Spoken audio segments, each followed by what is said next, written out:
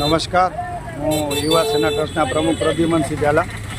અમારું હરતું ફરતું અન્ન ક્ષેત્ર ચાલે છે, જેની અંદર શાક, ખીચડી, લાડુ, ગાંઠિયા, ખમણ વગેરેનો પ્રસાદ આપવામાં આવે છે. આપ જોઈ રહ્યા છો યુવા સેના ટ્રસ્ટ રાજકોટ હરતું ફરતું અન્ન ક્ષેત્ર, જેમાં ઘણા બધા લોકો એનો લાભ લઈ રહ્યા છે.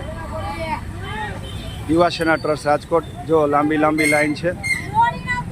આજનો રથ મહેન્દ્રભાઈ શાહ જેઓ પૂના રહે છે, એમના પુત્ર હસ્તે એમનું નામ લઉં તો નામ છે મનીષભાઈ શાહ.